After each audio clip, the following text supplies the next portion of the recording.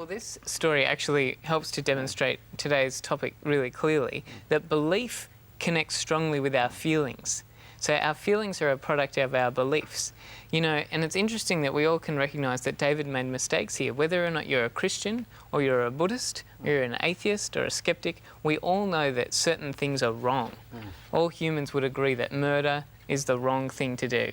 And so there's other things that we all agree are wrong, stealing and lying. And when we do things that are against our beliefs, it creates some sort of disharmony in our hearts, in our minds, whichever way you want to think about it, and we feel unhappy because of that.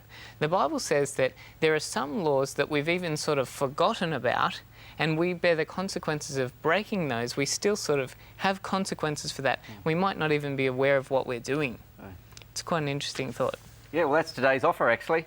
There's a book that we'd like to give you for free. I've got 40 left, and the book is called The 10 Commandments Twice Removed. 2 of the 10 Commandments removed. They're the 2 of the first 4 commandments that describe our relationship with God. No human that I know has forgotten the command about do not murder, do not steal, do not commit adultery. But the shock of all shocks is that, yes, the church, through its practice, has removed, in effect, 2 of the first 4 10 Commandments. You need to get that book. Just phone us 03 3777 033 or email info@toogoodtoday.com, and there'll be a free book in the mail to you. But coming back to the topic here, yes, King David wrote other psalms, Sarah, didn't he? And, yes. He actually wrote one of the longest chapters in the Bible, and that's Psalms 119.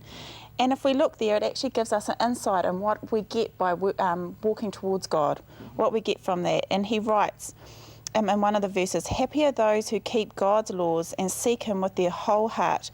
They do nothing wrong." And then in verse 165 it says, "Great peace have they who love your law." Okay. So there is a great peace to those who love God's law and who want to follow his laws and find out where it's going. Definitely. Yeah, well, last thoughts about the topic. Yeah, well, look, you know... We're leaving this series about depression behind now. Okay. So, well, look, I think the first thing we need to say is that there's incredible hope. You know, whether you're a Vanessa Williams or whether you're a King David or anyone like that, no matter what you've done in your life, there's incredible hope because our God is a God who forgives. And through that forgiveness comes renewal of the mind and renewal of the heart, and you can go on again. Yeah, Sarah. You'll be a lot happier if you don't do what you know is wrong in the first place. Absolutely. Okay. But the good news is that when we do make mistakes, God's already planned in advance to get us back on track. And so we all make mistakes, and the great news is that God can save anyone from absolutely anything and give you a fresh start if you just put your trust in Jesus. Okay, it's good news that God knows about depression. He's able to help us in depression. Join us next week as we begin our series, The Richest Man in Babylon.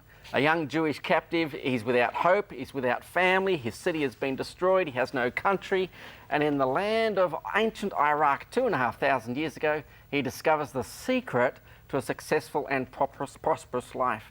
He rose to become the richest man in Babylon. Until then, have faith, because if you've got life's biggest question, God sends answers with greater love.